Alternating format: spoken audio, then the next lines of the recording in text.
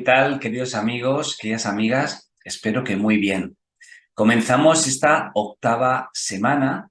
Seguimos dando pasos en este camino de la afectividad y la sexualidad.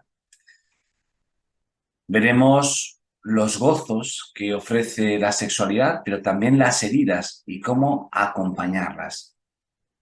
Hace poco leí un artículo en una revista donde decía, el sexo no es pecado, y venía acompañándole esta fotografía, una pareja amándose, queriéndose cerca, piel contra piel, y ponía, ojo, que es en el claustro de una iglesia de San Pedro de Teruel. Es decir, llama la atención, y por eso es el artículo, que el sexo alguien de la iglesia diga que no es pecado y que en una iglesia, en un templo, puede haber imágenes de parejas con poca ropa y amándose fervientemente.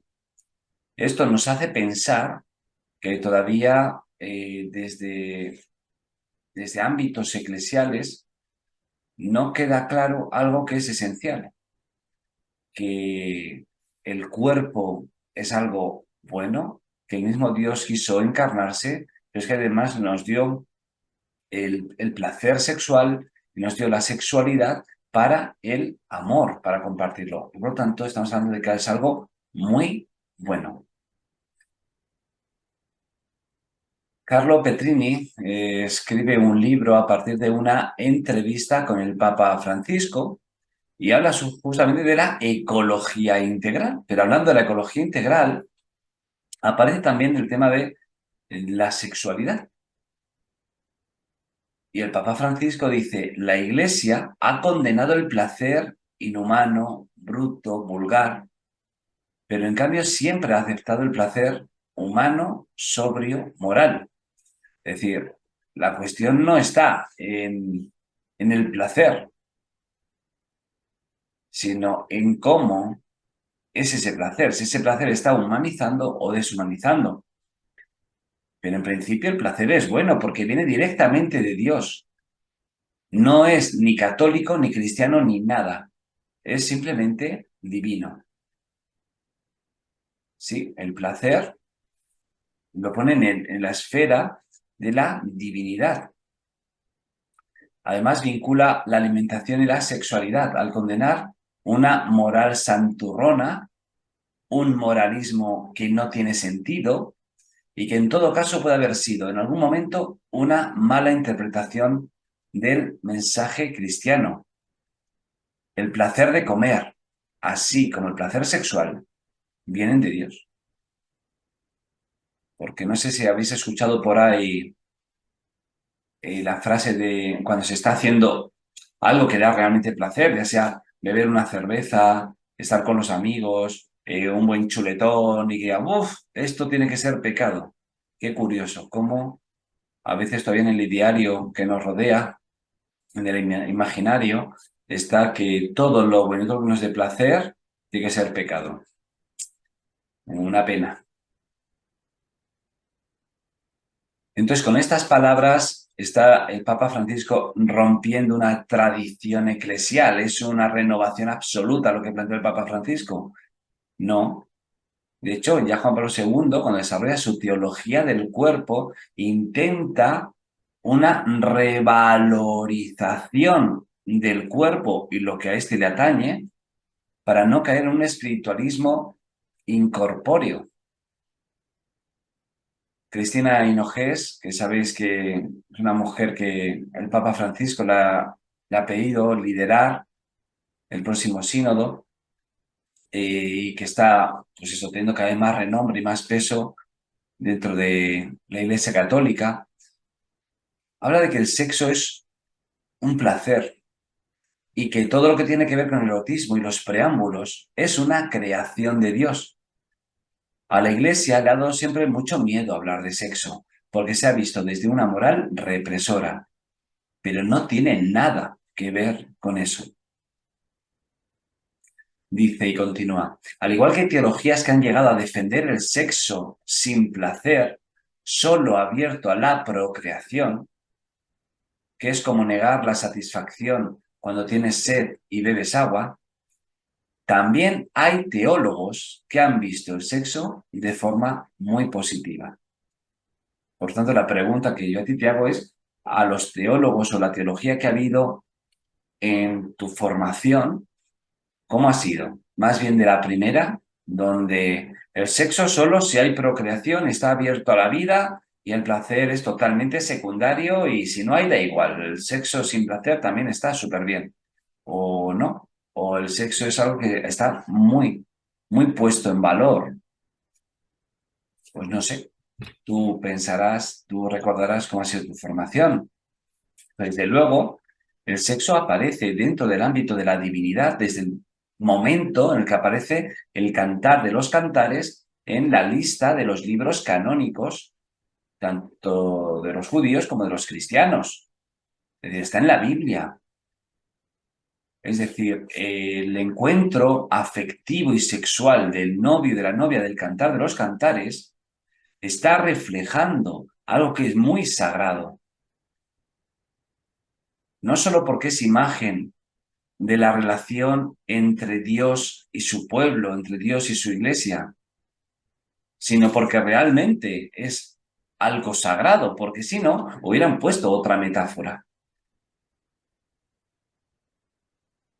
El sexo aparece en el Cantar de los Cantares como una entrega plena a la otra persona y con suma libertad, con la misma libertad con la que Dios crea, así los amantes se dan el uno al otro.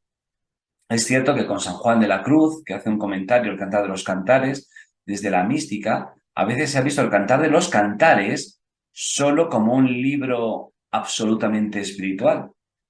Bueno, ¿es que acaso espiritualidad y sexualidad se contraponen? No. De hecho, aparecen muchos autores místicos que para poder hablar del amor inmenso que sienten cuando están vinculados a Dios, necesitan emplear el lenguaje del amor carnal. Los novios que aparecen en el Cantar de los Cantares son un hombre y una mujer que se entregan al placer del amor puro y duro. Es más, en ningún momento se dice que sea el primer amor o que esa pareja estuviera casada. No, no, no, no. Ojo, no pongamos ya estructuras éticas o morales también a la Biblia. Escuchemos la Biblia tal como se nos ofrece. El cantar está ninguneado en la liturgia. ¿Por qué será? ¿Por qué será que apenas en alguna celebración como del matrimonio o solo algún texto algún domingo se lee el Cantar de los Cantares y perfectamente, mm, digamos que elegidos algunos versículos y otros no? Por supuesto, aquellos que hacen referencia al sexo más carnal no están.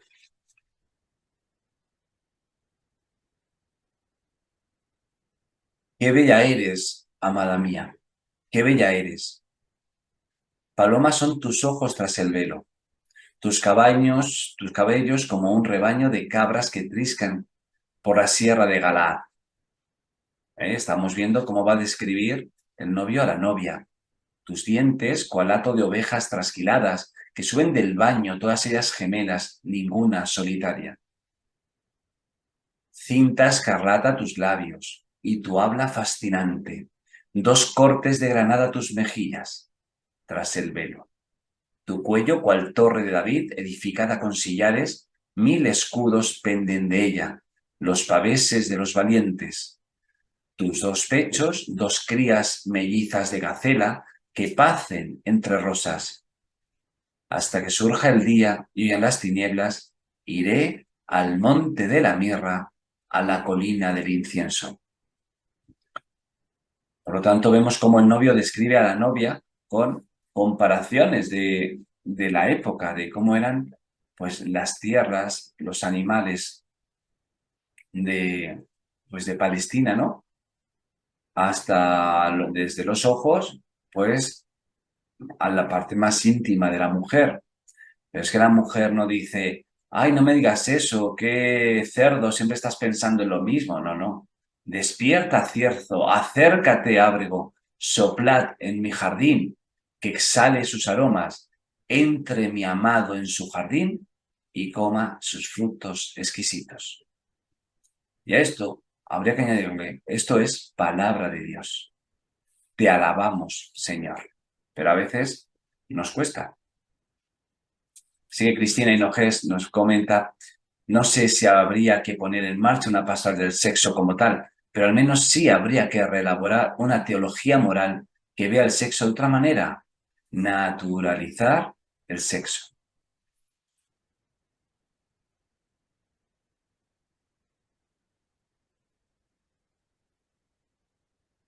Voy a poner un ejemplo, yo que soy de un pueblo, nací en un pueblo donde se da la cerámica, y recuerdo también cómo en el pueblo pues teníamos un botijo para beber agua en el verano.